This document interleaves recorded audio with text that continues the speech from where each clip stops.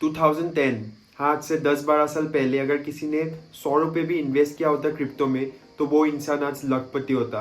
हाँ पहले लोगों के पास नॉलेज नहीं था, people were not aware of crypto currencies, उनको समझाने के लिए कोई भी नहीं था, लोग डरते थे क्रिप्टो करेंसी में इन्वेस्ट करने के लिए। लेकिन आज वो ज़माना नहीं रहा और आज आपके पास हर एक वो सोर्स है जहाँ से आप क्रिप्टो करेंसी को समझ के क्रिप्टो करेंसी में इन्वेस्ट करके क्रिप्टो करेंसी से अर्न कर सकते हो।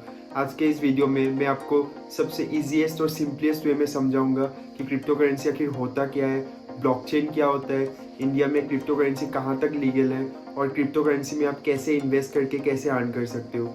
ये वीडियो देखने के बाद आपके दिमाग में क्रिप्टो करेंसी से रिलेटेड कुछ भी डाउट नहीं रहेगा।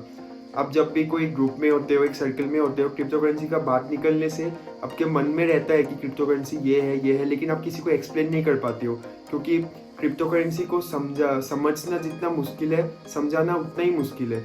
लेकिन ये वीडियो देखने के बाद आपको जितना समझना चाहिए वो आप समझ जाओगे। So hey, my name is Jyotishman Saikia, welcome back to my channel. If you are watching this video and you are new to the channel, please hit the subscribe button and turn the notification on, like the video and share the video with your friends. You can also follow me on Instagram. I post some valuable contents there too.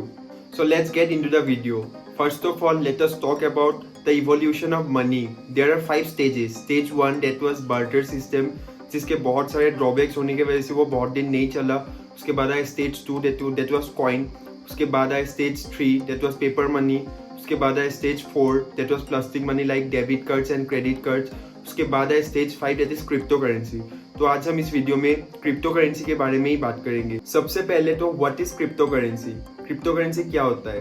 Crypto currency is nothing but digital और virtual currency which is secured by cryptography. Now what is cryptography? Cryptography मतलब secret writing. It is the ability of exchanging any message that can only be read by the intended recipient. इसका simple सा मतलब यह है कि आप जब भी किसी के साथ ट्रांजैक्शन करते हो तो आप जिसके साथ ट्रांजैक्शन करते हो सिर्फ उसी इंसान को ये ट्रांजैक्शन के बारे में पता होता है। ऐसे जनरली क्या होता है, आप जब भी कोई ट्रांजैक्शन करते हो वहाँ पे एक मिडिलमैन होता है। लेट्स से कि आप पर्सन ए है और आप पर्सन बी के साथ कोई ट्रांजैक्शन करना चाहते हैं, तो बीच में एक बैंक होगा जिसके थ्रू आपके ट्रांजैक्शन को जाना पड़ेगा। वो बैंक आपके ट्रांजैक्शन को वेरीफाई करेगा, उसके बाद जाके ट्रांजैक्शन कंप्लीट होगा। ऐसे क्या होता है, जो मिडिलमैन होता है उसको आपके ट्रांजैक्शन के सारा डिटेल्स मिल जाता है और आपके ट्रांजैक्शन एक मिडिलमैन के ऊपर डिपेंडेंट होता है। लेकिन क्रिप्टो करेंसी में ऐसा नहीं होता है और इसीलिए cryptocurrency are decentralised body. ऐसा कि आप सभी को पता है, इंडियन रुपीस और इसी तरह यूरो, डॉलर, इन सभी के ऊपर गवर्नमेंट अथॉरिटीज का पूरा कंट्रोल होता है, राइट? और गवर्नमेंट एक सेंट्रलाइज्ड बॉडी होता है। लेकिन बिटकॉइन जैसे क्रिप्टो करेंसी पर किसी भी गवर्नमेंट बॉडी जैसे कि आरबीआई का कंट्रोल नहीं होता है। यानी कि crypto currency traditional banking system को फॉलो नहीं करता है। आप क्रिप्टो करेंसी को फिजिकली कभी स्टोर नहीं कर सकते हो। क्रिप्टो करेंसी आपके फोन या फिर कंप्यूटर में स्टोर होगा और आप इससे वॉलेट टू वॉलेट ट्रांजैक्शन कर सकते हैं। हम जब भी कोई ट्रांजैक्शन करते हैं बैंक्स के थ्रू, सबका एक अलग अलग लेजर होता है, राइट? लेजर मतलब खाता। So instead of having a different ledger for every transaction between two person, there is only one ledger in cryptocurrency. हर एक वो ट्रांजेक्शन जो दो लोगों के बीच होता है, हर एक ट्रांजेक्शन का एक अलग अलग लेजर होने के जगह सिर्फ एक ही लेजर होता है और उसी लेजर को बोलते हैं हम ब्लॉकचेन। ब्लॉकचेन कोई बिटकॉइन नहीं है। Blockchain is not a currency itself. Blockchain is just a secured blocks of ledgers. इन लेजर्स का बहुत सारा कॉपीज होता है और हर कोई जो क्रिप्टो करेंसी के नेटवर्क से जुड़ा होता है उन सभी के पास इन लेजर्स का कॉपी होता है।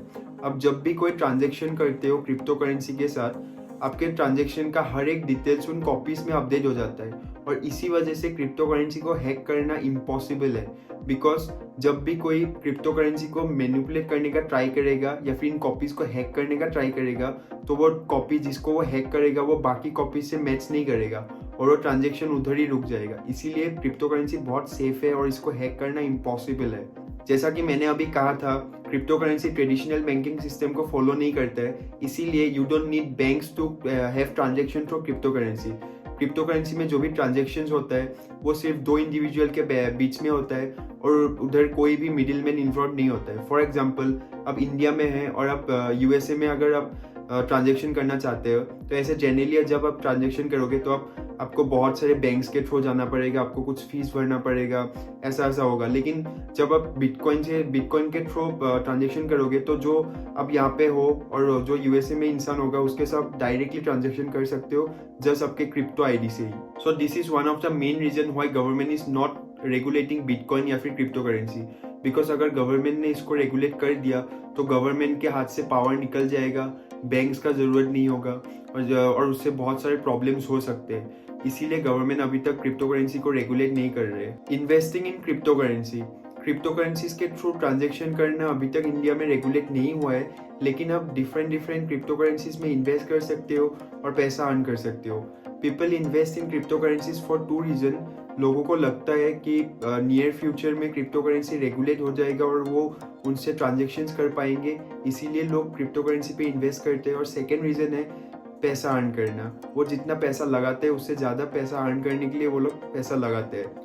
The value of cryptocurrency keeps on changing.